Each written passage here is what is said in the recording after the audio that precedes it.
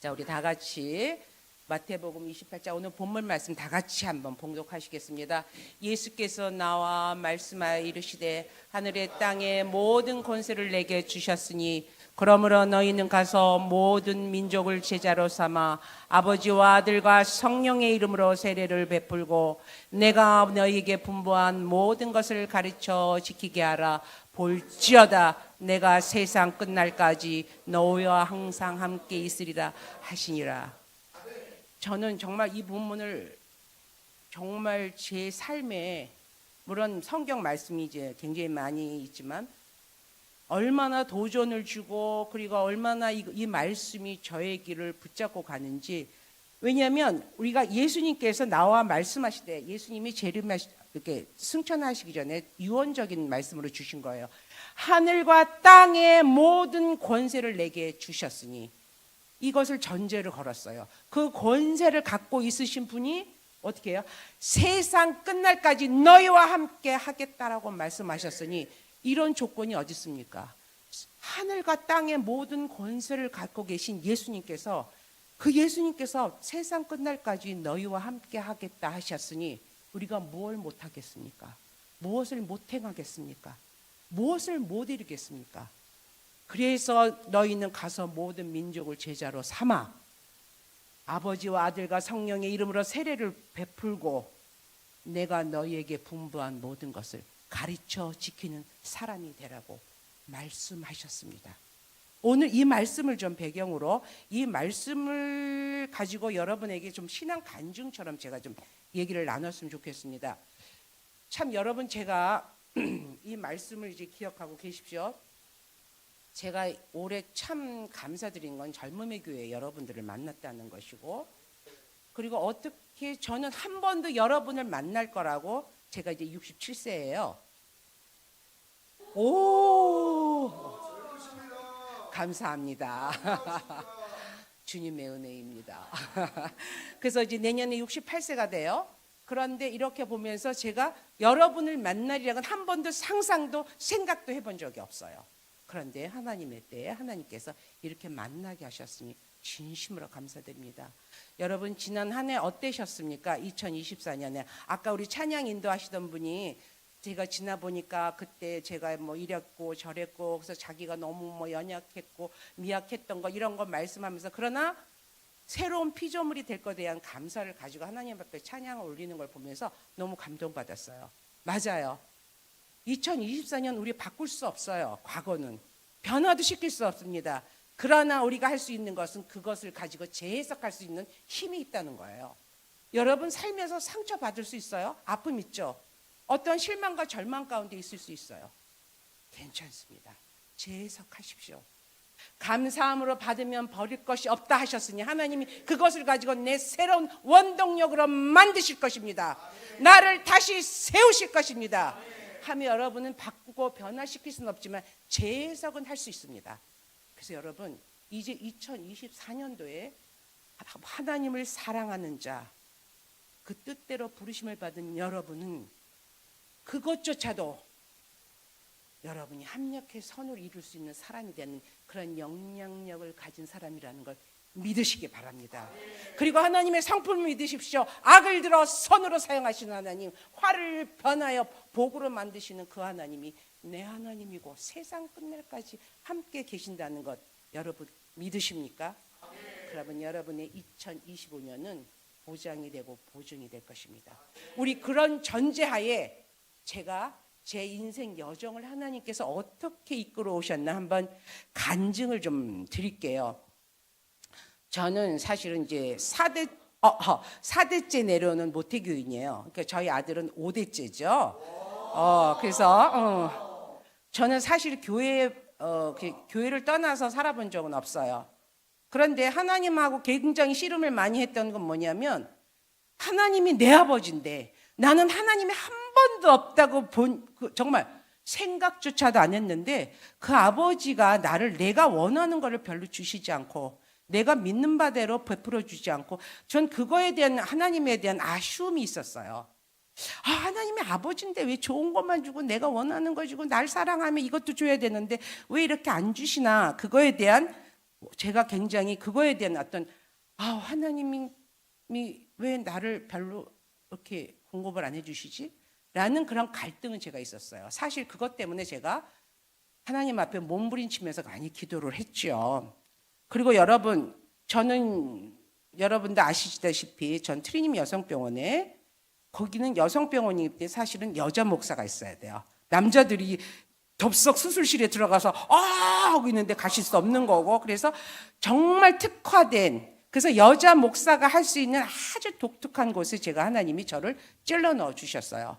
그리고 제가 하는 목회는 사실은 일반 목회와 특수 목회 중에 특수 목회에 속해요. 병원 목회는 그렇게 구분이 됩니다. 그리고 저는 이렇게 일반 교회 목사의 소속이 아니라 기관 목사에 속해 있는 그런 목사로 저는 지금 사역을 하고 있어요. 그래서 트림 여성병원에 사실 저희가 정말 많은 직원들을 만났는데, 잠깐 이 그림 한번 좀 꺼내 봐 주실래요? 저희가 저희 병원에서 이 말씀을 잠깐 지어 주시고, 저희 병원에서 매주 수요일마다 예배를 드리는 장면입니다. 그리고 너무 놀라운 것은, 여러분 여기 예수 안 믿는 분 한번 손 들어 보세요. 저는 예수 안 믿습니다. 그런데 여기에 나와 있습니다. 한 분도 없죠. 그런데 여기 너무 독특하게 한 80%가 예수 안 믿는 분들이에요. 그런데 수요일날 한 50분 정도, 50명에서 60분 정도 예배를 드리는데 저희 직원들이에요. 그래서 여기 이제 막 앞모습 보이고 그러면 이제 조금 문제가 생길 것 같아서 제가 이것만 했는데, 여기에서 지금 저희가 매주 수요일, 첫째 수요일에는 특송을 합니다. 부서별로. 그래서 이들이 예수를 안 믿지만 계속 이때 불렀던 예수로 이걸 부르면서 한 달 내내 이걸 하니까 나중에는 자다가도 예수로. 그래서 예수님과 함께 산다. 그것을 계속 하다 보니까 어느 날 말을 해도 예수님이 함께 하세요, 목사님. 본인은 예수를 믿지 않고 교회를 나가지 않았지만 그 신앙 고백을 하시는 거예요. 그러면서 여기 트리님 여성병원 병동과 예수와 함께 하시네. 이걸 써붙이고. 근데 여기에서 예수 믿는 분은 2분밖에 없어요. 현재 교회를 나가시는 분은. 그런데 이분들이 이렇게 한 달에 한 번씩 부서별로 찬양을 해요. 그리고 여기에 계신 분들도 다. 그리고 여기 반주하는 사람은 김태엽 형제예요. 저희 병원 반주자예요. 그러면서 이렇게 모여서 저희가 매주 수요일마다 예배를 드립니다. 그래서 예배를 드리는데 정말 저희가 이게 쉬운 일이 아니에요. 그런데 저희 직원들이 저한테 이걸 물어봐요. 목사님, 꼭 왜 예수를 믿어야 돼요? 수많은 종교가 있는데 저는 불교인이에요. 근데 왜 꼭 예수를 믿어야 되나요? 하고 저하고 질문을 해와요. 여러분 같으면 안 그러시겠어요? 왜 꼭 여기 오면 예배를 드리고 목사님은 예수님을 믿어야 된다. 왜 그렇습니까? 라고 저한테 질문을 해와요. 그럼 제가 어떻게 대답을 하냐면, 기독교는 종교가 아닙니다. 기독교는 여러분이 종교란에 기독교라고 적지만 기독교는 종교가 아니기 때문에 그렇습니다. 그런데 왜 꼭 기독교야만이라고, 너무 기독교가, 그러니까 기독교는 너무 독선적이고 배타적 아니에요? 저한테 이렇게 또 질문을 해요. 맞습니다. 기독교인이 배타적인 사람이고 독선적인 사람이 아니라 기독교는 배타적이고 독선적일 수밖에 없는 조건을 갖고 있어요. 왜냐하면 유일신이시기 때문에. 그리고 계시기 때문에. 종교는, 그래서 다원주의가 지금 굉장히, 종교를 따지기 시작하면 우리는 다원주의에 다 넘어갈 수가 밖에 없어요. 왜냐하면 다원주의는 어때요? 그 수많은 종교 중에 내가 선택해서 그 다음에 어떤 절대자에게 가는 것이 다원주의잖아요. 그런데 기독교는 우리가 찾아서 선택한 종교가 아니고 하나님께서 우리를 사랑하셔서, 먼저 사랑하셔서 계시로 부어줘서 길을 내서, 예수 그리스도 외에는 다른 길이 없는 그 길을 내셨기 때문에 우리는, 그래 구분하자 보면 종교이지만 정확히 말하면 계시입니다. 그래서 배타적일 수밖에 없고 독선적일 수밖에 없어요. 왜냐하면 하나님께서는 그 길밖에 내려놓으신 게 없거든요. 예수 그리스도 외에는 다른 길이 없기 때문에 저희는 그 소리 들어도 할 수 없습니다. 왜요? 기독교는 뭐기 때문에? 종교가 아니고 계시이기 때문이에요. 하나님께서 보여주신 만큼, 가르쳐 주시는 만큼, 열려주신 만큼만 우리가 알고 그것을 가지고 이 세상에서 살아가는 자들이기 때문에 기독교인들은 어쩔 수 없는 배타적이고 독선적인 소리를 들어도 우리 자신이 독선적이고 배타적으로 살지 않으면서 그것들을 포기할 수 없고 놓칠 수 없는 게 바로 기독교라는 거예요. 제가 우리 직원들한테 1년에 2번씩은 꼭 가르쳐요. 왜냐하면 들었다 나가는 사람들이 있고 이러니까. 여러분, 기독교는 종교가 아닙니다. 계시입니다. 여러분 이거 아셔야 됩니다. 그래서 여러분이 저한테 왜 이렇게 독선적이고 배타적이고 기독교 마니아라고 얘기하면 기독교 밖에 길을 하나님께서 내지 않으시기 때문에 기독교는 그렇습니다 라고 그렇게 설명을 드리고, 그러나 여러분은 우연이라는 가장 속에서 필연적으로 이곳에 와 계신 하나님의 자녀들입니다. 저는 지금 여러분이 당장 교회를 나가지 않고 어떤 신앙을 고백하진 않지만 저는 믿습니다. 언젠간 하나님께서 하나님의 구원 행동으로 강력하게 우리 선생님들을 붙잡아 주실 거예요. 저는 그걸 믿기 때문에 수요일 날 이렇게 예배를 드리는 겁니다. 그리고 저희는 코로나 때 팬데믹 때도 단 한 번도 저희 병원에서 예배를 쉬어본 적이 없어요. 교회는 쉬었지만 저희 병원은 한 주도 5년 동안 예배를 쉬어본 적이 없어요. 수요 예배. 코로나 때 마스크 쓰고 띄엄띄엄 앉아서라도 한 번도 예배를 포기해 본 적이 없습니다. 하나님께서 복음에 대한 강력한 말씀을 계속 주셨기 때문에 포기할 수 없는, 그래서 트림 여성병원은 그것으로 아까 사역이라고 말씀하셨는데 그것 때문에 너희는 가서 모든 족속, 모든 백성, 모든 민족을 제자로 삼으라는 것이 뭐냐면 이렇게 믿지 않는 자들을 제자 삼아서 하나님께서 가르쳐 주신 그 말씀을 가르쳐 지키게 하라는 것이 저희의 사명이고 원목으로서의 사명이기 때문에, 그리고 저희 병원의 사명이기 때문에 그것을 포기하지 않죠. 그리고 또 하나 저희 병원에서 다음 세대를 준비를 합니다. 저희 아이들은 신생아실에서 태어나면 제일 먼저 그 아이들은 제가 제일 먼저 뛰어가서 인큐베이터 이렇게 3시간 정도 이렇게 있거든요. 축복기도 해요. 하나님, 하나님의 귀한 사람이 태어났습니다. 그래서 이 아이는 제가 계속 씨앗을 심는 거죠. 하나님의 씨앗이 살아서 역사하시는 생명, 그 생명의 씨앗이 들어가서 반드시 거목이 될 것입니다. 그리고 30-40년 후에 하나님께서 트림 여성병원에서 태어난 아기들, 저희가 1년에 한 1,000몇백 명씩 태어나거든요. 그 아이들 일어나라, 그 아이들 모여라 했을 때 그 거목들이 쫙 모여서 숯불이 이룰 것입니다. 하나님의 나라가 세워질 것입니다. 그리고 그 아이들을 통해서 우리나라와 정치, 경제, 문화, 예술, 교육계 거기에 들어가서 이 나라를 바꿔놓을 것입니다. 저는 그 믿음 가지고 신상아들 열심히 기도하죠. 그리고 아침에 1시간 먼저 출근해서 신상아실 제일 먼저 가요. 그래서 그 아이들 밤새 잘 있어서 매일 손으로 안고 그 아이들을 축복합니다. 태어날 때까지. 열정이 좀 있죠? 그렇게 해서 아이들을 계속 기도하고 다음 세대를 준비하는 병원으로, 하나님 다음 세대를 준비하겠습니다. 다음 세대 생명의 씨가 이 아이들이 이 나라와 이 민족과 이 열방을 세워갈 것입니다 라는 그 믿음 가지고 이 사역을 감당하고 있어요. 그러면 이거 밤샐까요? 술술 나오는데 제가 어떻게 원목이 되었고 어떻게 이렇게 왔는가 가정을 좀 잠깐 좀 나눌게요. 저도 여러분하고 너무 비슷해. 여기 여러분 교회 개척한다고 해서 세종으로 이사 온 분들 계시죠? 계시죠? 저도 그랬어요. 제가 35살에 산본에서 살고 있었는데 저희 친정 부모님이 친정 아버지가 병원에서 근무하셨어요. 근데 당직 나가시다가 급한 환자가 들어왔다고 해서 당직을 나가서 진료하러 가셨다가 교통사고를 나셔서 뇌를 이만큼 다치셔서 그때부터 아버지가 반신을 못 쓰게 되셨어요. 그래서 당연히 병원에 근무도 못했죠.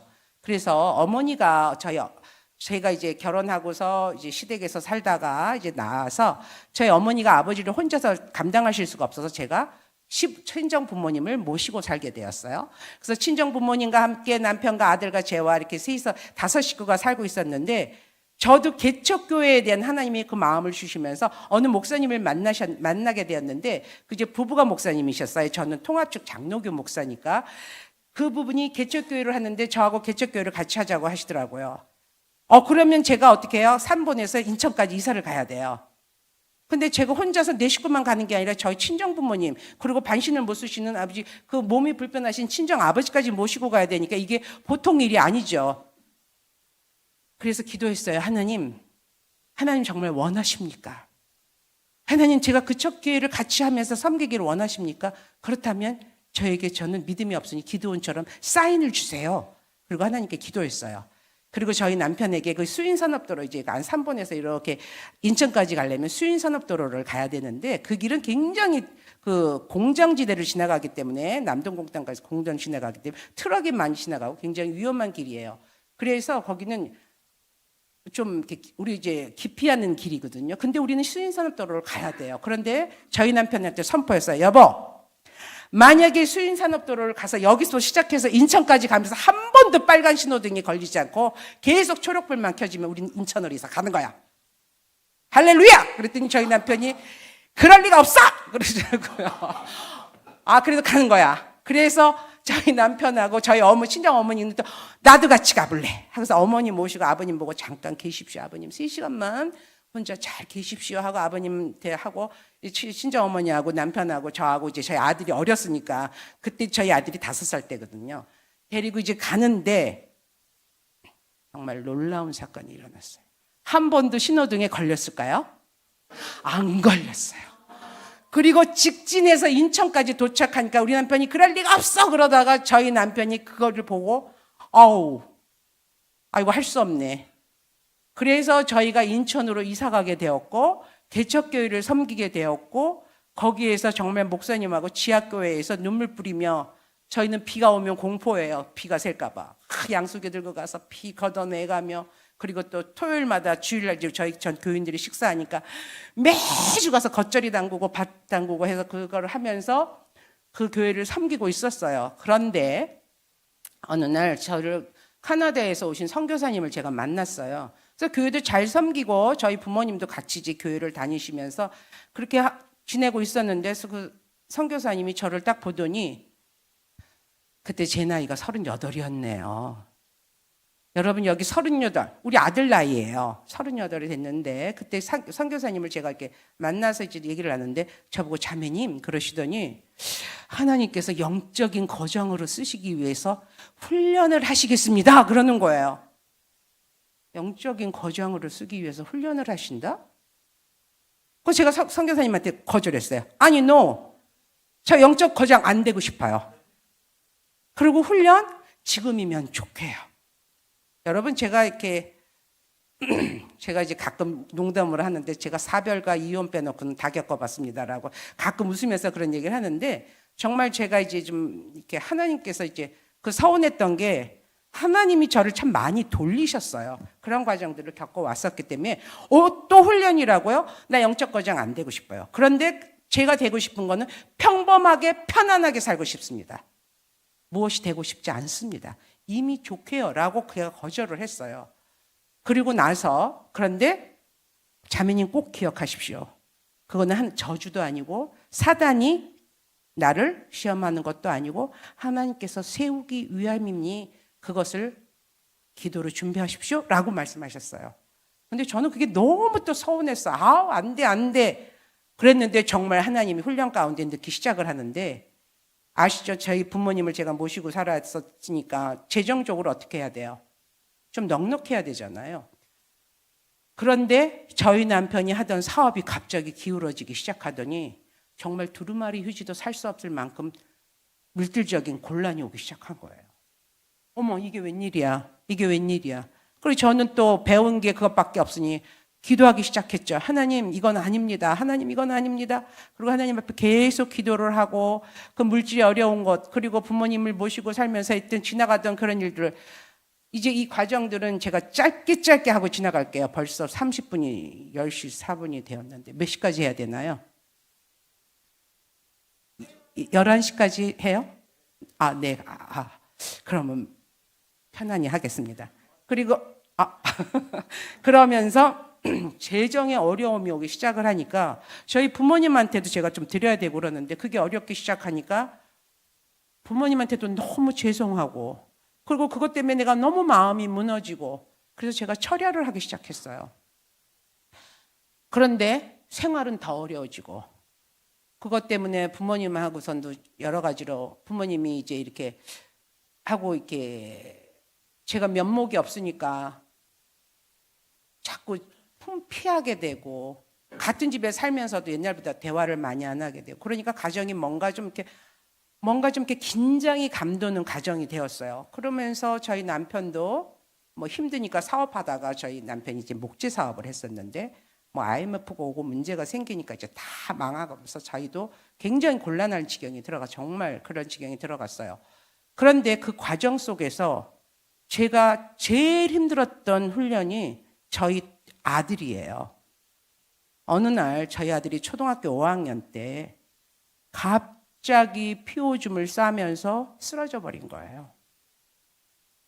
그래서 제가 그때 철야를 할 때 971일 철야를 끝냈어요. 왜냐하면 저희 아이들이 서울대학병원 응급실로 들어가야 됐기 때문에 더 이상 철야는 할 수가 없었습니다. 그래서 서울대학병원을 들여보내서 갔어요. 그런데 열은 40도도 넘고 눈은 다 뒤집어지고 피오줌은 잘잘잘 싸대고 그런데 병원에서 서울대학병원에서 온갖 검사를 해도 백혈구 수치가 늘어나는 것도 아니고 어떤 염증 소견도 없고 아무런 소견 없는데 증상만 있으니 함부로 해열제를 쓰면 뇌막염이 생길 테고 함부로 무엇을 할 수가 없어서 진단이 나와야 약을 쓰든가 무엇을 할 수 있잖아요. 그걸 할 수가 없습니다라고 얘기를 하셨어요. 그때 제가 소망교회 다니던 그 의사 선생님이 거기에 이비인후과가 소아과 아니 비뇨기과 소아과에 이제 레지던트로 있던 분이 잘하는 분이 있었어요. 그래서 제가 그분에게 물어봤어요. 그랬더니 와서 머리를 이렇게 극적극적 하더니 이게 인간의학의 한계입니다. 라고 저에게 얘기를 했어요. 그리고는 아무것도 할 수 없으니 기도밖에 없습니다. 그러나 그 나머지는 장담할 수 없고 인간의학으로는 할 수 없습니다. 라고 저에게 그 말을 들려주는데 저는 그게 제 얘기 같지가 않더라고요. 무슨 밖에서 맴도는 소리 같아요. 그리고는 저 아이가 이제 시술을 받으러 이제 시술실에 들어가는데 얘가 엄마 들어갔다 올게 그러고 들여보내고 제가 그 길로 서울대학병원 그 교회를 들어갔어요. 근데 그 바닥이 돌로 돼 있거든요. 서울대학병원은. 얼마나 안타깝고 속이 상하는지 그 기도를 하는데 머리를 갖다가 땅바닥에 갖다 부딪히는데도 아픈 줄을 모르겠는 거예요. 하나님 하다 못해 제 자식까지도요. 제 아들까지도요. 이렇게 혹독한 훈련이 어디 있습니까? 그러면서 하나님 앞에 거기서 막 몸부림을 치고 울고 머리를 갖다 쪼박고 제가 지금 있는 게 뭐 있습니까? 제 부모도 제 의존의 대상이 아니고 제가 돌봐줘야 될 그런 대상이고 남편의 사업도 실패해서 이제 물질도 없어서 정말 곤고하게 살고 있고 이제는 마지막으로 제 아들까지도요. 하나님 데려가시겠다고요? 그래서 제가 거기서 땅을 치면서 울었어요. 그리고는 제가 다시 한참 기도하다가 하나님께 말씀드렸어요. 그래요 하나님 다 가져가세요. 다 가져가세요. 뭐 언제 제가 뭐 있었습니까? 다 가져가세요. 어쩌면 제 아들도 저하고 있는 것보다 하나님 편에 가는 게 더 좋겠죠. 다 가져가세요. 그리고는 제가 하나님 앞에 소리를 질렀어요. 하나님 항복합니다. 제게 아무것도 없습니다. 하나님 항복합니다. 마음대로 하십시오. 그리고는 제가 서울대학병원에서 뛰쳐나왔어요. 그랬더니 그 사이에 저 아이가 시술이 끝나고 병동에 와 있더라고요. 그리고는 여기 허리를 뚫렸으니까 24시간을 이제 모래주머니를 차고 꼼짝 못하고 이렇게 하고 있어야 돼요. 움직이면은 출혈이 될 수가 있으니까. 그래서 저 아이를 이제 뭐 대소변도 다 받아내야 되고 그러고 있어야 되는데 제가 너무 이제 막 탈진이 되고 저 아이가 또 오니까 안도도 되고 그러니까 거기서 옆에서 저희 아들 옆에서 제가 이렇게 머리를 숙이고 이렇게 있었어요. 그랬더니 저희 아들이 제가 잔다고 생각을 했나 봐요. 그러더니 갑자기 저한테 제 머리를 이렇게 묶어놨잖아요. 근데 제 머리를 이렇게 쓰다듬으면서 태엽이가 하나님, 우리 엄마가 너무 불쌍해요. 그리고는 아들을 잘못 만나서, 이렇게 아픈 아들을 만나서 우리 엄마가 너무 고생하고 있어요. 우리 엄마가 불쌍해요.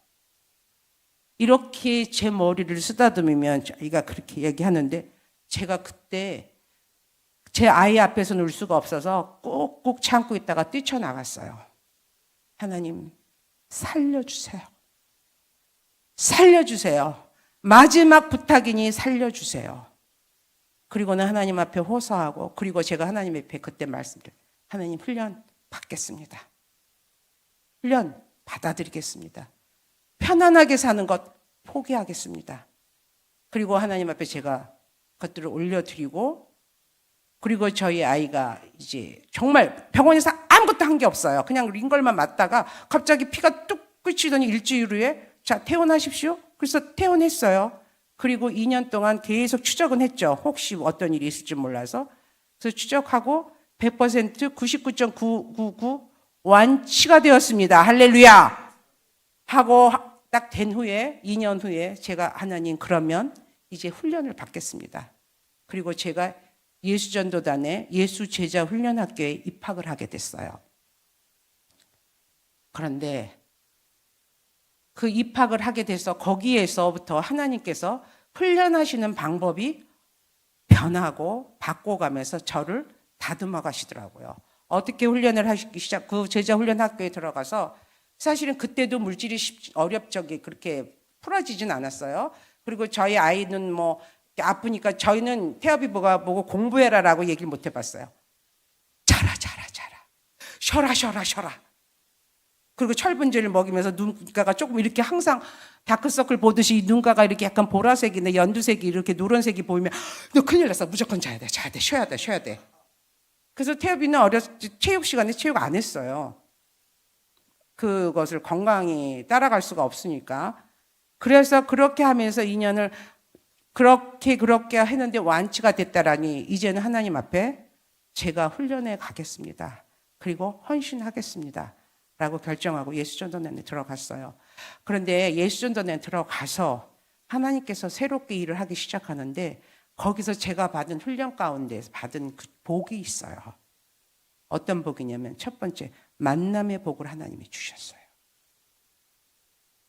하나님의 훈련은 다윗에게 요나단을 붙여주고 그 부수하야 30명 아니면 그 사람들을 붙여두시 하나님이 나를 훈련시킬 때에는, 저를 훈련시킬 때는 그냥 혼자 두게 하시지 않더라고요. 훈련을 하는데도 함께 할 수 있는 동지들도 붙여주시고 함께 할 수 있도록 환경도 만들어 놓고, 그리고 그 무엇보다도 제가 감당할 수 있도록 저를 인도하시고 세워가시고 계속 격려해 가시더라는 거예요. 그래서 예수전도단에 제가 들어가서 만남의 복을 만났는데 그 만남의 복을 만난 사람이 지금 저희 트리님 여성병원의 본부장이에요. 그 본부장하고 저하고 지금 25년을 함께 일을 하고 있습니다. 너무 놀랍죠. 한 사람이 한 사람을 만나서 25년을 거의 매일같이 만나면서 매일 기도하면서 매일 나누면서, 그리고 이 병원만 한 게 아니에요. 그동안에 사실 이루 말할 수가 없어요. 막 카페도 하고 뭐 하고 하여튼 본부장하고 저하고 정말 별거 다 했어요. 그러면서 하나님께서 차근차근히 인도하시면서 하나님이 계속 바운더리를 넓히면서 점령을 하게 하시더라고요. 그래서 25년을 함께 오는데 이 만남의 복이 지금까지 트리미 여성병원까지 이어오게 하셨고, 그리고 저보다 10년이 아래예요. 근데 어떻게 만나게 됐냐면 사실 굉장히 학생 수가 많잖아요. 근데 우리가 같은 조도 아니에요. 그런데 우연히 이제 이렇게, 근데 우리 그 박경아 자매님이 저를 굉장히 좋아하고 막 이렇게 좀 따라다니고 그래서 제가 속으로 너무 좀 귀찮은데. 그래갖고 제가 아우 자꾸 나만 따라다니지. 그래서 내가 화장실에 혼자 이렇게 숨어갖고 아닌 척하고 이렇게 있다가 나중에 이제 수업이 시작이 되면 싹 몰래 나오고 그런 적도 있었어요. 내가 그래서 박경화 자매가 그럼 막 나를 찾아 유아영 자매님 어디 계시지? 하고 찾아다니고 그랬어요. 제가 이제 10년이 유이니까. 그래서 사실 그러면서 만나서 같이 지냈는데 제가 이제 그 얘기를 하면 저 사람 볼 줄 알아요. 박경화 우리 그 본부장이 저한테 저 사람 볼 줄 알아요.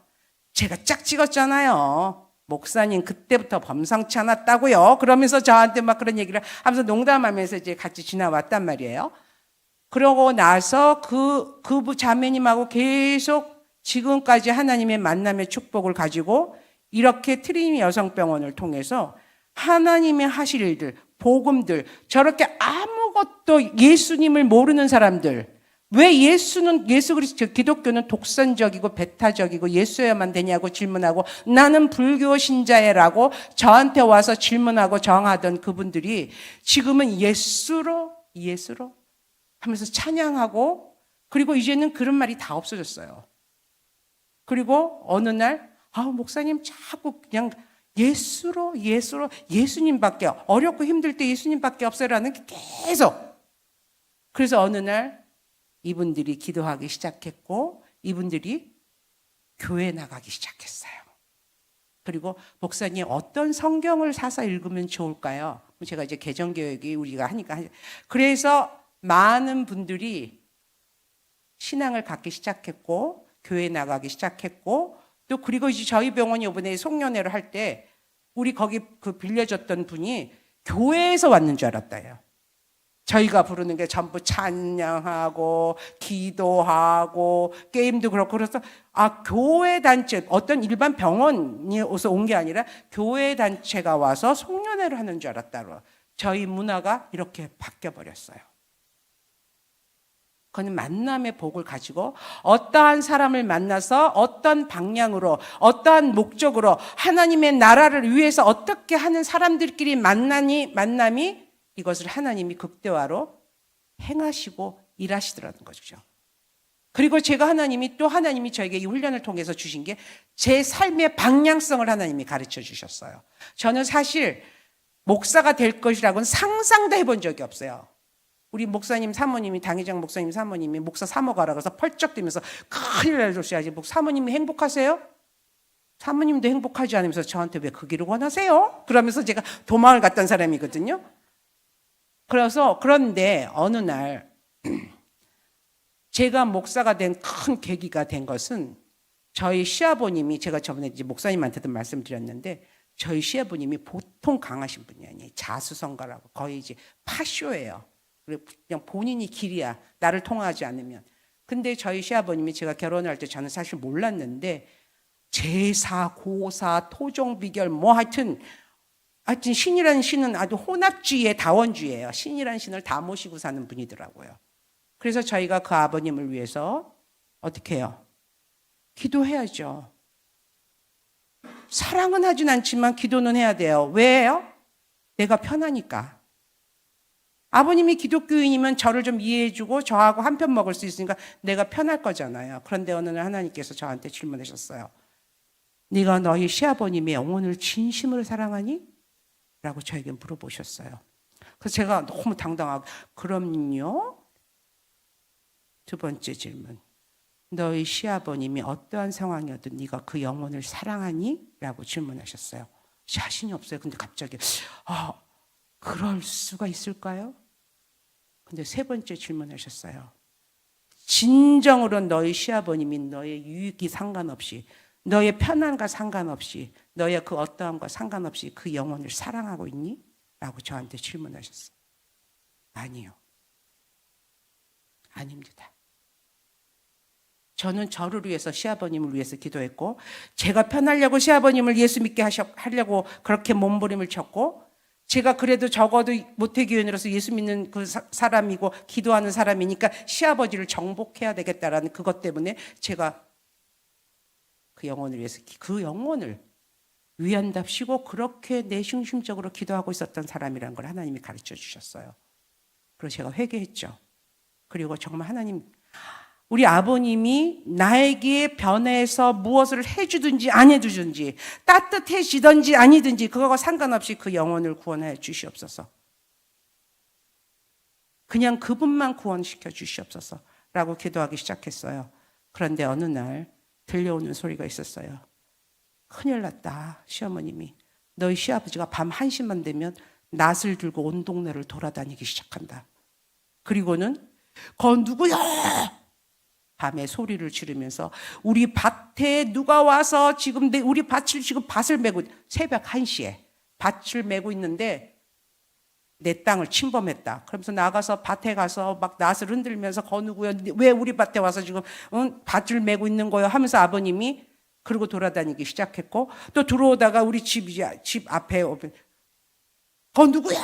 하고 소리 지르고 왜 우리 집 들여다보는 거야? 당신들이 누군데 우리 집을 왜 들여다보는 거예요? 뭐 훔쳐가려고 그래. 그러면서 새벽 1시만 되면 일어나서 아버지가 떠들고 돌아다니기 시작하신 거예요. 저희 시아버님이. 근데 저희 시아버님이 우리 동네 유지시거든요. 뭐 경찰 출신이고 그래서 온 동네의 살림이나 이런 것들을 다 맡고 계신 분이었는데 동네 어른이 그렇게 막 낯을 주고 새벽 1시만 들면 떠들고 돌아다니고 막 소리 지르고 왜 우리 밭을 매입니까? 왜 우리 집을 침범했습니까? 당신 도둑이하고 막 아무것도 없는데 아버님이 그러고 돌아다니니까 온 동네가 긴장을 시작했어요. 큰일 났어요. 그래서 저희 어머니가 낯을 들고 다니다 누구 하나라도 찔러주면 어떡할까? 그걸 가지고 휘두르다가 사고 일어나면 어떡할까? 어머니가 걱정하기 시작하면서 우리 형제들한테 전화를 했는데 아무도 그것을 가지고 해결하려고 하는 사람이 없었어요. 그런데 그것을 듣고 제가 그것을 놓고 기도하는데 주일 아침에 하나님께서 네가 가라 라고 저한테 말씀하셨어요. 네가 가야겠다. 가서 네가 기도해라. 그래서 저희 남편한테 또 가자 그랬더니 남편이 왜? 아버님 귀신 들렸으니까 가야 돼. 그래서 기도해야 돼. 그랬더니 가서 되겠어? 아주 정말 믿음이 출중해요. 저를. 그런데 하나님이 가라 하시니 갑시다. 제가 운전을 못하니까 당신 운전해줘야 돼. 뭐 아버지가 그러니까 남편이 급하잖아요. 따라갔어요. 갔습니다. 근데 저희 아버님은 한 번도 예배를 드려본 적도 없고 우리가 혹시 예배를 제가 드리고 뭐 이렇게 해도 한 번도 성경 찬송가를 들고 앉아본 적이 없는 분이에요. 근데 제가 주일날 딱 가니까 아버님이 깜짝 놀라시더니 어떻게 왔냐? 라고 질문을 하시더라고요. 아버님, 저번에 제가 사다 드린 성경 찬송가 있죠? 그랬더니 있지. 그거 갖고 일로 앉으세요. 그랬더니 아버님이 그래요? 그러더니 가서 성경 찬송가를 주섬주섬 갖고 오시더니 또 이렇게 앉으시는 거예요. 그것부터 기적이 시작이 된 거예요. 앉으시더니 자, 아버님 예배를 드리려고 합니다. 아버님 저와 함께 이 예배를 드리실 거죠? 그랬더니 아버님이 아멘 이런 것도 잘 못하시는 분이에요. 전혀. 암만 그러시더라고요. 그리고는 아버님 마귀들과 싸울지라 그 찬양을 저희 아버님 노래를 못하세요. 전혀 들어본 적도 없어요. 그거를 4절까지 있는 걸 막 세배 마귀들과 싸울지라 그걸 막 하는데 저희 아버님이 그만하자라든가 왜 자꾸 해야 되냐 이런 말 하지 않고 그까지 12번을 따라서 부르시더라고요. 마귀들과 싸울지라 대장 대신 예수 그리스도 하면서 막 그걸 막 찬양을 하고 뭐 저희 남편도 이렇게 쳐다보면서 좀 길게 하는 것 같지 않나 하는 식으로 이렇게 쳐다보고 그래서 내가 하면서 이제 막 찬양을 계속 불렀단 말이에요. 그리고는 아버님 기도합시다. 그랬더니 아버님이 그래요. 그래서 기도를 했어요. 그리고는 아버님 붙잡고 제가 기도했어요. 하느님 이렇게 이런 현상이 있습니다. 하나님 불쌍히 여겨주시고 멸하여 주시옵시고 뭐 그냥 혹자는 이걸 축사라고 얘기를 하는데 글쎄요 모르겠어요. 뭐 귀신을 내쫓으면 축사겠죠.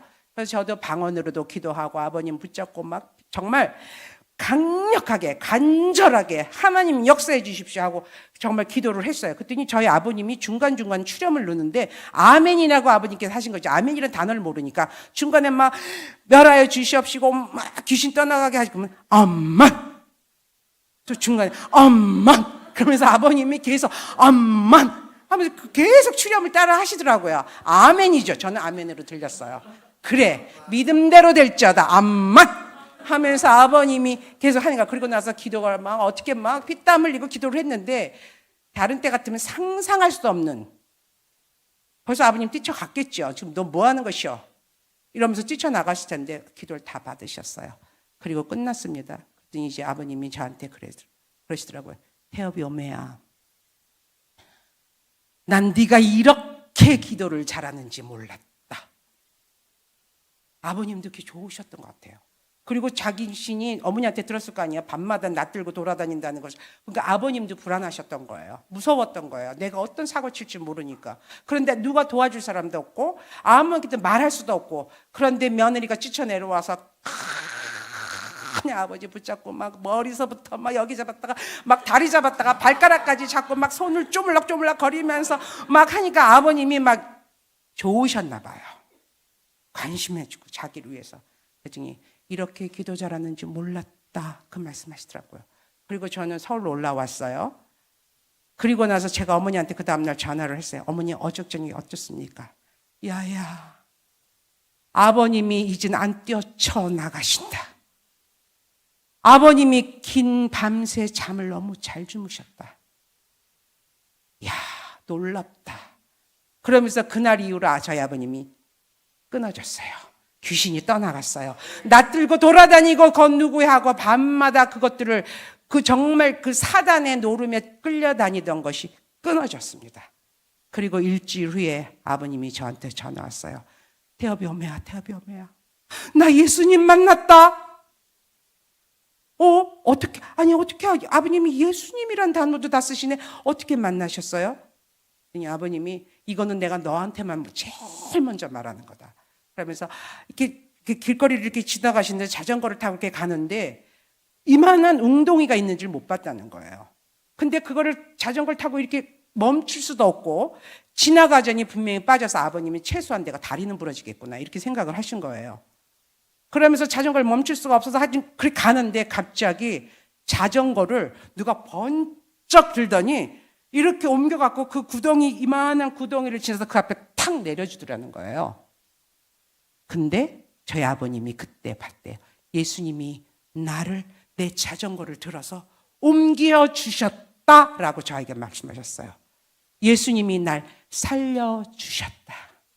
나는 예수님을 만났다. 위급한 상황에 예수님이 나를 도우셨다 라고 말씀하시고 그날로부터 저희 아버님이 교회를 나가기 시작하셨어요. 그리고는 전도하기 시작했어요. 내가 헛된 세월 보냈습니다. 몰랐습니다. 그래서 이제는 우리 아버님이 언변이 굉장히 좋거든요. 사업하시던 분이. 전도하기 시작하고 막 그 교회에 그 노년부에 들어가셔서 막 활동하시고, 그리고는 저희 아버님이 저에게 부탁하셨어요. 제사 드리는 이 모든 잭이나 지방은 누구한테 맡길 수 없으니 너한테 맡기니 다 태워서 없애줘라. 다 처리해줘라. 이제 우리 집은 기독교 집안이다 라고 말씀하시고 저에게 그걸 다 맡기셨어요. 그래서 저희 남편을 동원시켜가지고 빨리 태워, 불질러 버려. 그래서 그걸 지방 태우고 아버님 보셨던 토종 비결 무슨 어떤 그런 것들을 다 태워서 땅에 묻고 밟고 할렐루야 하나님이 하셨습니다. 그리고는 제가 그걸 보고 영적 전쟁은 해야 된다. 근데 영적 전쟁을 하기 위해서는 하나님이 저에게 주시는 기름 부으심과 권위가 있어야 되겠다라는 걸 제가 느끼고 제가 그때 신학을 시작했어요. 그리고는 제가 이제 목사가 되는 길로 접어드는 거죠. 만약에 그 하나님이 그 훈련이 없었다면, 제가 그 방향성을 그렇게 제시하지 않았다면 아마 오늘날 저는 없었을 것입니다. 목사로 있지는 않을 거예요. 어떤 평신도로는 있었겠죠. 그리고 세 번째 하나님이 주신 복이 순종의 복이에요. 저희는 이제 일산에 순풍산부인과 호사 아세요? 저희 일산제일병원에서 찍었던 거예요. 네네네네. 그래서 저희 병원에서 그때는 저는 그 일산제일병원에 없었을 때예요. 얘기만 들었거든요. 미달이 나오는 오지명이 용료 거기를 저희 일산제일병원에서 찍었었어요. 그리고 그 후에 그때 이제 우리 원장님이 이제 5명이서 이제 동업을 하고 계셨는데, 그 후에 제가 이제 신학을 하면서 계속 이제 우리 박경화 본부장님하고 교제하고 이제 원장님하고 교제하면서 하나님께서 일산제일병원을 기독교 병원으로 바꿔 가셨어요. 이건 정말 근데 오늘 제가 시간이 없어서 그건 당연히 얘기를 못할 것 같아요. 어떻게 4명의 의사들을 하나님이 처리해 가셨는지, 그래서 지분을 완전히 이종표 원장님한테 그 지분을 5이 나눴던 그 지분을 하셨는지, 그리고 그래서 일산제일병원의 원장님이 되셔서 기독교 병원으로 바꿨는지, 나중에 기회가 되면 말씀을 드리겠는데, 정말 이거는 하나님의 전격적인 개입이에요.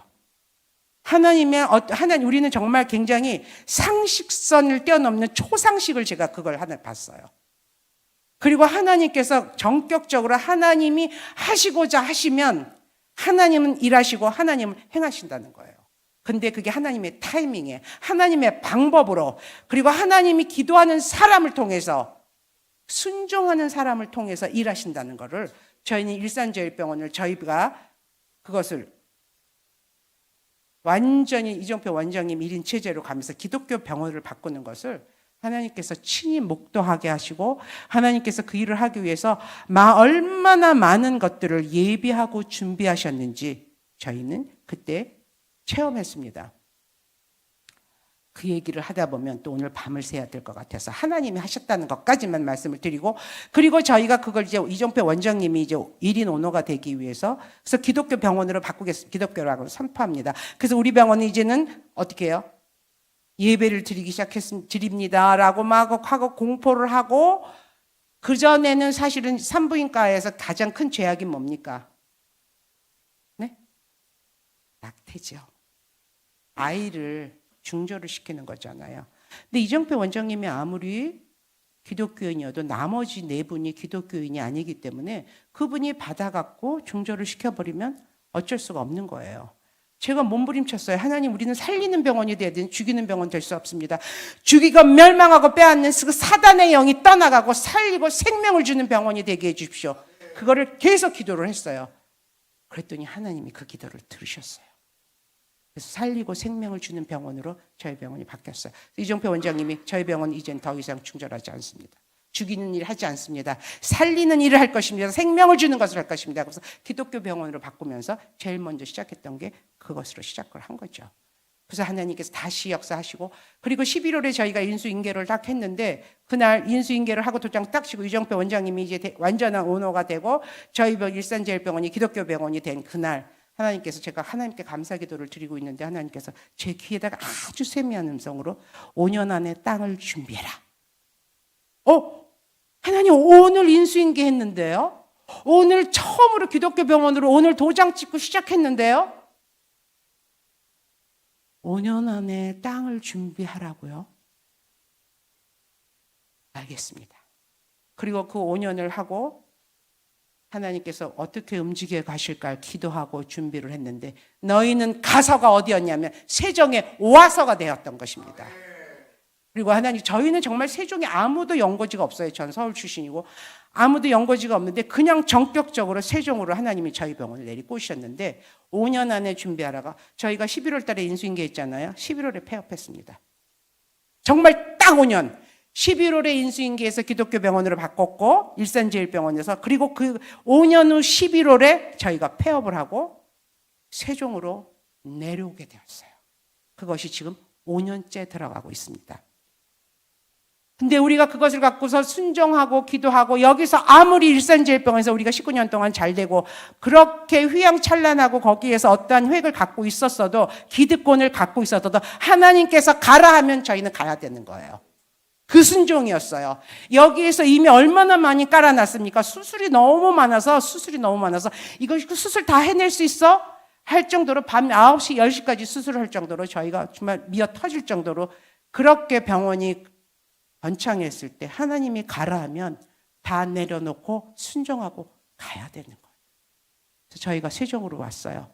왔더니 코로나가 터졌네. 얼마나 힘들었겠어요.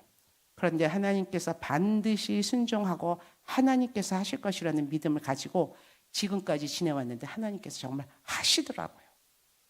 하나님께 부어주시더라고요. 우리의 목적은 부자가 되는 것이 아니에요. 부유해지는 거예요. 우리의 목적은 편안하게 사는 게 아니에요. 평안하게 사는 겁니다.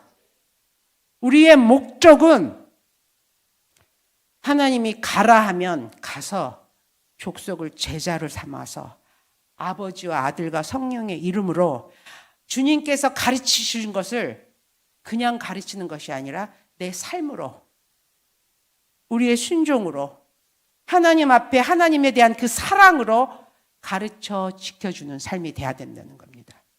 제가 이제 잠깐 막간이어서 저희 아이가 초등학교 2학년 때였어요. 근데 이제 태엽이가 이제 숙제를 안 하고 소파에서 뒹굴하면서 이러고 있는 거예요. 이렇게. 그래서 내가 태엽아 숙제했니? 그랬더니 아니요. 그러더라고요. 그래서 숙제를 해야지. 네. 근데 안 하고 또 뒹굴뒹굴 하고 있길래 또 제가 또 가만히 있을 수가 없잖아요. 태엽아, 너 학생이 숙제부터 먼저 하고 할 일부터 다 하고 놀아야지. 그러면 안 되지 하고 막 그러면서 네 할 일부터 먼저 해야지 하면서 제가 일장 훈련 훈시를 했겠죠. 했더니 태엽이가 갑자기 저한테 그런데 난 우리 아들이 그런데 그럼 무서워져요. 그런데 엄마 했더니 엄마 요 며칠 전에 이렇게 소파에 저같이 누워서 아유 설거지 해야 되는데 하면서 계속 누워 계셨죠? 그러더라고요 저한테. 어머. 그러더니 하는 말이 제가 딱 그 심정이에요. 제가 딱 그 심정이에요. 엄마도 설거지 해야 되는데 하는데 누워서 뒹굴뒹굴 했던 것처럼 저도 숙제를 하기는 해야 되는데 하고 뒹굴뒹굴 하면서 그 심정이에요. 제가 그걸 보고 너무 깜짝 놀랐어요. 어머, 가르쳐 지켜 행하는 것은 말에 있는 것이 아니라 삶에 있는 거구나. 보여주는 거구나. 그래서 이제 그 다음부터는 이제 우리 아들이 올 때쯤 되면 막 정신 차리고 제가 아닌 척도 하고 막 그런 척도 하고 그러면서 지냈는데 정말 가르쳐 지켜 행하라는 것은 네가 먼저 그렇게 살라는 거예요. 보여주라는 거예요. 그 사람이 느끼게 해주라는 거예요. 인정하게 해주라는 겁니다. 그것을 저는 정말 지금까지도 가르쳐주고 하나님 나라에 있는 말에 있는 것이 아니라 능력인데 그건 삶이다. 보여주는 것, 살게 하는 것, 이것이 하나님께서 우리에게 가르쳐 지키게 하라는 아주 큰 교훈을 제가 저희 아들한테 배웠어요. 여러분은 지금 기독교인이신 건 맞죠? 근데 내가 기독교인이라는 걸 모든 사람들이 어떻게 알고 계시나요? 오, 정말 당신은 기독교인이에요. 당신을 보니까 예수님이 살아계시는 걸 느끼겠어요. 당신을 보니까 이 세상에 하나님이 통치하신다는 걸 경험이 되네요. 여러분 그런 듣고 계십니까? 아니 내가 그렇게 말하고 계십니까? 하나님이 그렇게 하시는 걸 제가 경험하고 있어요. 저는 기독교인이라는 것이 하나님 앞에서 증거가 되고 있습니다. 제 삶이 하나님 안에서 이렇게 보여지고 있습니다. 라고 여러분 말씀하실 수 있습니까? 아니요. 하실 수 있습니다. 제가 보니까 여러분은 충분히 하고도 남습니다. 김동희 목사님 밑에서 한 10년만 돼서 여러분 영적인 고수가 될 것 같아요. 가능해요. 하실 수 있습니다. 왜냐하면 내 안에 그리스도가 살아있기 때문에. 내 안에 그리스도가 살아있기 때문에 갈라디아서 2장 20절의 말씀처럼 이제 내가 산 것은 나를 사랑하사 자기 몸을 들이신 바치신 예수가 살기 때문에 내가 그렇게 사는 게 아니라 내 안에 예수가 살아계시기 때문에 그분 때문에 그렇게 보여지고 그렇게 경험이 되어지고 그리고 다른 사람들에게 증거가 되는 삶을 살 수 있다는 겁니다. 아멘.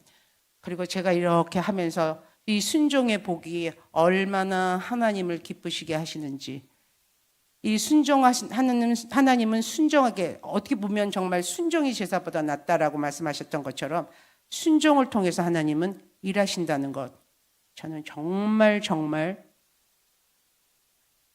이거는 그 누가 물어봐도 이건 타협도 할 수 없는 것이고 변질될 수도 없고 혹시라고 얘기할 수도 없는 거예요. 너무 정확하고 너무너무 정답이기 때문에 하나님을 순종하는 사람을 통해서 일하시더라고요. 이제 마지막으로 영적인 거장에 대해서 제가 좀 나누고 싶어요. 하나님께서 영적인 거장으로 세우시기 위해서 훈련을 시킨다? 그럼 제가 여태까지 이제 훈련을 쫙 받아왔으면 저는 지금 어떻게 해요? 영적인 거장입니다. 저를 보세요. 하고 영적인 거장으로 제가 지금 서 있어야 되겠죠. 그런데 제가 이렇게 시간을 지나고 보니까 저는 영적인 거장을 어떻게 해석하고 싶었냐면, 그리고 하나님이 말씀을 묵상하면서 영적인 거장이 무엇일까? 저는 제 묘지명을 정해놨어요. 저희 아들에게도 얘기했죠. 믿음의 주여 온전하신 그리스도만 바라보던 사람이 여기에 주님 품에 안겼습니다. 제 묘지명이에요. 온전하신 믿음의 주여 온전하신 그리스도만 바라본 사람이에요. 제가 그걸 가지고 무엇은 일을 행했고 어떤 큰 교회 목사가 됐고 프리님 여성병원의 원목이 되어서 이렇게 기도했고 제가 1년에 뭐 몇천 명을 만나는데 그래서 제가 이렇게 돼서 어떤 설교를 잘했고, 그것이 아니라 제 전 인생에 살면 믿음의 주여 온전하신 그리스도만 바라보다가 너무너무 사모하는 그 주님 품에 안긴 사람이 여기에 있습니다라는 것이 제 묘지명이에요. 그리고 저는 항상 말씀을 드리지만 정말 제 이 영적인 거장을 좀 사실은 굉장히 좀 우리 4차원의 영성이라는 책 여러분 아시죠? 저도 그 20대 읽었어요. 그래갖고 4차원의 영성을 끌어당기는 그런 정말 신앙적인 고수가 되자. 하여튼 제 20대 아주 굉장했거든요. 저도 나름대로 막 여러분은 믿으실지 모르지만 옆길래 조금 세볼까? 삼각산에 갔다 우리 그때는 그때 기도원도 가고 그리고 은혜 받아라 하고 굉장히 그런 게 뜨거웠던 시절이에요. 기도원도 가고. 그런데 저도 삼각산에 가서 근데 소나무 뿌리 하나를 뽑으면 능력을 받는다고 그러더라고요. 들어봤어요, 여러분? 제가 삼각산에 소나무를 딱 하나 붙잡고 밤새 거기에다가 혹시 넘어질까 봐 머플러 있죠. 머플러를 나무에다 다 묶어갖고 중간에 주저앉지도 말자, 잠도 들지 말자, 소나무 뿌리를 뽑을 만큼 내가 밤새 기다리다 쥐야쥐하고 그 소나무를 붙잡고 밤새 제 20대에는 그렇게 기도했어요. 삼각산에 가서 능력 받아라. 그래서 그 능력 받고 더 영적인 거장이 되고 그렇게 되는 건 줄 알았어요. 그래서 저 정말 여러분 저는 그래갖고 왜 능력봉이라는 데가 있어요. 또 삼각산에 가면 이렇게 구급기도하는 능력봉이 있는데 거기 지금 나라와 이렇게 기도하는 분들이 와서 기도하면 그 틈에 껴갖고 제가 20대인데 그 나이 드신 권사님들 틈에 껴서 그냥 거기서 쥐어쥐어 기도하고 능력 받아보겠다고 정말 그랬던 20대에 펄펄 끓던 시절이 있었어요. 그때 제가 4차원 영성도 읽었었거든요. 그리고 조 목사님, 최재실 목사님, 그때 현신의 권사님, 그때 엄청난 능력 발휘할 때 열심히 따라다녔어요. 그래서 저는 영적인 거장은 그렇게 되는 건 줄 알았어요. 능력을 받아갖고 손을 얹으니까 와르르 하면 일어나고, 다리가 길어지고, 그런 건 줄 알았어요. 아니, 정말 일어나요. 하나님께서 급하시면 하죠. 여전히 하나님은 그게 필요하시면 하나님은 하셔요. 기적은 일으킵니다. 왜? 기적이 목적이 아니라 그걸 통해서 하나님을 보이시기 위해서, 그것을 통해서 하나님이 살아계시고 내가 너를 얼마나 사랑하고 그리고 기도한 것에 대한 응답을 주기 위해서 하나님이 기적도 행하십니다. 손을 얹어 기도한 즉 귀신이 떠나가고 어떻게 병든 자가 일어납니다. 근데 그게 목적이 아니라는 거죠. 그랬던 그런 시절이 저가 있어서 저는 영적 거장이 그렇게 되는 줄 알았어요. 그래서 제가 30대니까 막 그 뜨거운 펄펄 끓는 게 있어서 영적 거장이에요. 그럼 내가 굉장히 큰 교회 목회 아니면 내가 은사 사역자라고 와라라 하면 막 귀신이 떠나가고 막 병든 자가 일어나고 그거야? 이제 그런 오해도 했었어요. 그런데 그것도 물론 저도 하나님의 훈련 가운데서 그것도 경험을 했어요. 제가 이제 은사 사역자들 팀에서 3년을 사역을 했었으니까 기도원 사역도 하고 그리고 또 하나님이 또 정치판에 집어넣어서 한 5년 동안 또 정치인들 만나갖고 또 막 구국기도에 다니면서 뭐 하여튼 시의원 되려고 한 달만 있으면 시의원이 되는데 하나님께서 나가라 그래서 할 수 없이 눈물을 흘리면서 떠나왔던 정치판을 떠나왔던 그런 시절도 있었어요. 그러면서 저는 정말 영적인 거장은 어떤 가시적으로 대내적으로 대외적으로 뭔가 일어난 줄 알았어요. 그런데 제가 이 나이에 대해 하나님 앞에 깊이 묵상을 하고 영적 거장이 뭘까? 영적 거장이 뭘까? 하나님이 말씀하시는 영적 거장이 뭘까? 그러다가 제가 마태복음을 읽다가 깨달았어요. 나는 마음이 온유하고 겸손하니 내 멍에를 메고 내게 와서 배우라. 하나님이 분부하여 가르쳐 준 것이 무엇일까? 이 온유라는 단어는 사실은 이제 온유란 단어가 시편 37편에도 있고 마태복음 5장에도 있고 신명기에도 있고 그런데 그 온유는 다른 건 다 형용사에 된 상태는 땅을 주신다지만 모세에게 줬던 그 온유는 동사예요. 그때 그 히브리어로 아나오인데 이 아나오라는 뜻이 뭐냐면 온유는 어떠한 사람이냐 어떻게 된 자냐 온유라는 뜻이 뭐냐 야생마를 하나님께서 혹독하게 훈련시켜서 준마로 만들어버린 게 온유예요. 훈련은 온유를 만들어버리는 거야. 내 마음대로 펄펄 뛰고 야생마는 내가 들고 뛰고 내가 가고 싶은 데 뛰고 내 마음대로 살던 그 야생마가 하나님 손에 잡혀서 훈련을 받고 준마가 되어서 이제는 그분이 이끄는 대로 그분이 우리 가자 하는 대로 가는 것이 이것이 온유야? 그렇다면 훈련은 이건데 그 영적 거장은 뭐예요? 나는 마음이 온유하고 겸손하니 제가 거기서 꽂혔어요. 영적 거장은 훈련을 통해서 온유를 잃은 사람이구나. 그리고 예수님처럼 동등됨을 취할 것을 여기지 않고 나는 섬기려 온 자가 아니라 도리어 섬기고 그리고 내 것을 다 내속물로 내어줘 우리를 구원하라고 오신 것이 이 겸손이 영적 거장이구나를 제가 깨달았어요. 하나님께서 훈련을 통해서 온유한 자 그리고 겸손한 자로 영적 거장의 그 길을 걷게 하셨구나. 그 길을 따라오게 하셨구나. 그러면서 제가 하나님 앞에 고백했어요. 하나님 저는 다 잃은 자도 안 하고 다 행한 자도 아닙니다. 마치 바울처럼 그러나 표대를 향하여 하나님 손 붙잡고 뚜벅뚜벅 가는 사람입니다. 믿음의 주에 온전하신 그리스도의 그 앞에 갈 때까지 나는 영적 거정을 여전히 훈련 중이고 여전히 마음이 온유하고 겸손한 그 삶을 배워가며 예수님 앞에 날마다 그분의 그 사랑을 내가 경험해가며 여전히 그 길을 가는 훈련받는 사람이고 훈련에 의해서 하나님의 나라를 세워가는 자로 가는 것이 영적 거장이구나. 그리고 그것이 주님의 나라에 합당한 자녀이구나. 내가 양자의 영을 받아서 아버지라는 상속자가 되었잖아요. 우리는. 그렇죠? 로마서에 분명히 25절 너희는 어떻게 해요? 양자의 영을 받았으니 상속자가 되었어요. 근데 상속자가 할 수 있는 건 뭐냐면 그 고난의 신전을 함께 마셔야 되는 거고 이게 훈련이구나. 내가 좋은 대로 내 맘대로 내가 하고 싶은 대로 복 저는 복은 좀 사실 복을 굉장히 좋아하긴 하지만 사실 복의 근원이신 하나님이 가장 큰 복이에요. 복의 근원이신 하나님이 가장 큰 복이에요. 그 복의 근원이신 하나님이 계시는데 뭘 다른 복을 자꾸 추구해. 이미 복은 다 있는데.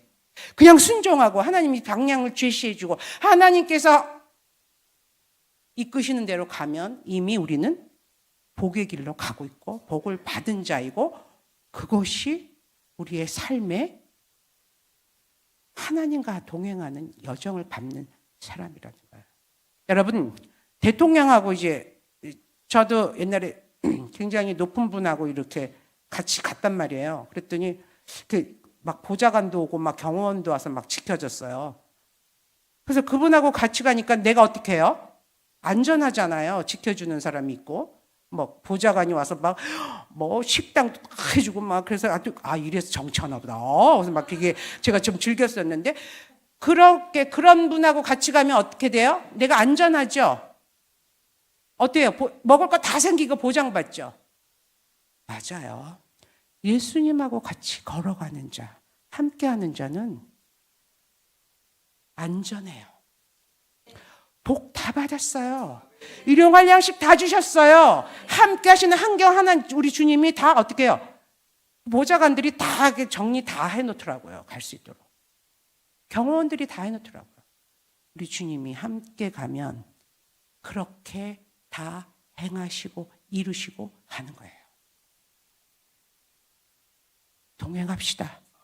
세상 권세를 쥐고 세상을 이기신 분, 그리고 하늘과 땅의 모든 권세를 갖고 계시는 그분이 세상 끝날까지 내가 너희와 함께 하겠다고 했는데 이제는 우리 차례예요.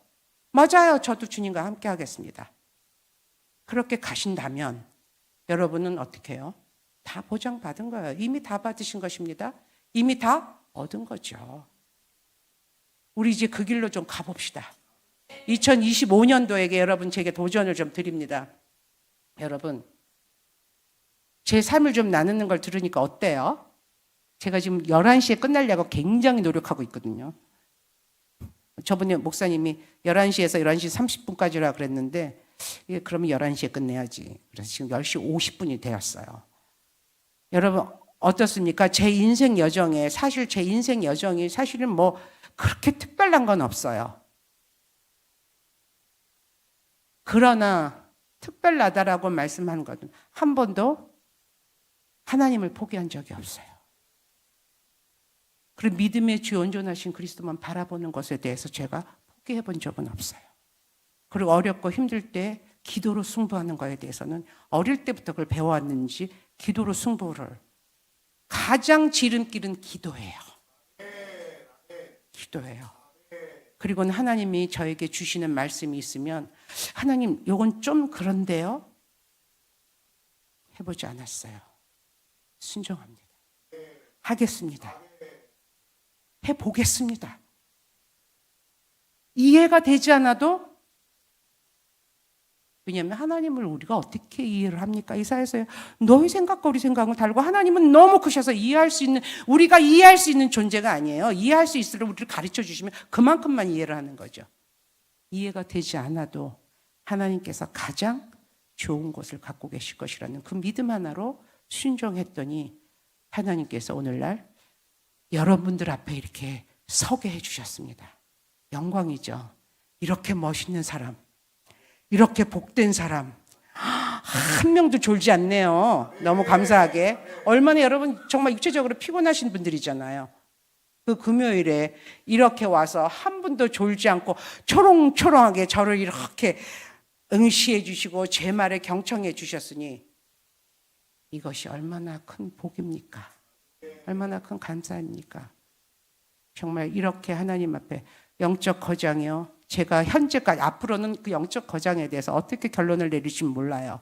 그러나 현재로서 내가 내린 결론은 마음이 온유하고 겸손해서 주님 앞에 늘 배우며 주님의 뜻을 살아가는 게 진정한 영적 거장이 아닐까. 저는 오늘까지는 그렇게 결론을 내렸어요. 그리고 여러분 아까 2024년에 이제 쟁기를 메고 뒤돌아볼 수는 없어요. 변화시킬 수 없습니다. 바꿀 수 없습니다.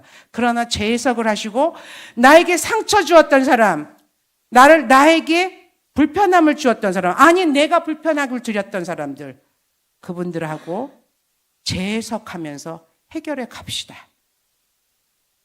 그것이 하나님이 우리에게 주신 공동체 안에서의 또 다른 영적 거장의 훈련의 길이에요.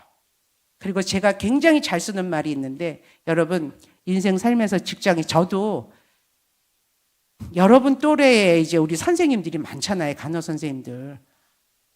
정말 감당 안 돼요. 이해도 안 돼요.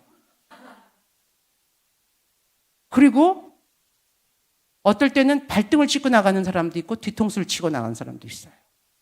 그럼 제가 결정하죠. 아무리 찍어봐라. 내 발등은 안 찍힐 것이다. 아무리 뒤통수를 쳐봐라. 나는 당당히 앞을 보고 갈 것이다. 그러면서 제가 이렇게 선포하면서 나가고 있는데, 그러면서 하나님 앞에 다시 기도드리는 건 뭐냐면, 하나님, 이해할 수 있는 사람을 만나면 제가 성장합니다. 우리 김동희 목사님처럼 제가 이해가 되고 막 사랑스럽고 막 이러면 제가 막 엄청 성장이 되죠. 그런데 이해할 수 없는 사람을 만나면 제가 성숙해질 기회가 되었습니다. 이해할 수 있는 사람 만나면 저는 성장해지고 그들과 함께하며 굉장히 풍성해지겠죠. 그러나 이해할 수 없는 사람을 만날 때는 제가 성숙해질 수 있는 기회입니다. 제가 훈련받을 기회입니다. 그리고 내 수준을 알 기회입니다. 그래서 제가 이해할 수 없는 공동체에서, 어떤 모임에서 이해할 수 없는 사람들을 만날 때마다, 하나님, 오늘 제가 성숙해지는 놀라운 기회임을 감사드리면서, 우리 저희 직원들이 한 140명 정도 되거든요. 인터뷰도 다 해서 제가 뽑고 이제 그러는데, 그러면서 우리 직원들 앞에서 그렇게 나가고 있어요. 여러분, 젊음의 교회 공동체 여러분, 다 이해가 되십니까?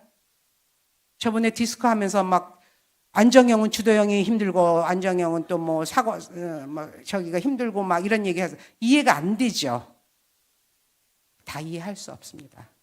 그러나 공동체 안에는 그렇게 무지개가 있듯이 아름다운 사람들끼리 각자의 개성을 존중해져 가며 이해해가며 또 이해할 수 없을 때에는 받아들여져 가며 그렇게 가는 공동체가 되었으면 좋겠습니다. 그리고 여러분 잊지 마십시오. 하나님께서는 여러분에게 하늘과 땅의 모든 권세를 가진 내가 너희와 함께 있으니 너희는 당당하게 살아라. 가서 모든 족속을 제자로 삼아라. 그리고 가르쳐 지켜 행하게 하라. 그 말씀 잊지 마시고 여러분 모여있다가 흩어져서 그 일을 감당할 수 있는 아름다운 주님의 자녀들이 되기를 주님의 이름으로 축원합니다. 감사합니다. 기도하겠습니다. 하나님, 이게 웬 은혜인지 웬 사랑인지, 하나님, 저희가 제 삶을 아주 간단하게 드렸지만 정말 도전이 되었으면 좋겠고, 제가 30년 먼저 살았으니 아버지, 이들이 30년 후에 저보다도 더 멋진 영적 거장이 될 것이고 하나님의 나라의 비밀과 신비를 아는 자가 될 것이며, 하나님 나라의 아버지 하나님 그 희락과 평강을 나눠주는 천국의 자녀들이 될 것을 저는 믿습니다.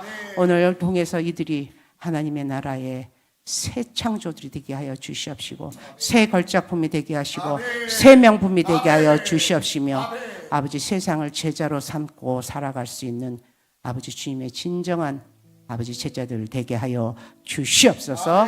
감사드리며 예수 그리스도 이름으로 기도합니다. 아멘.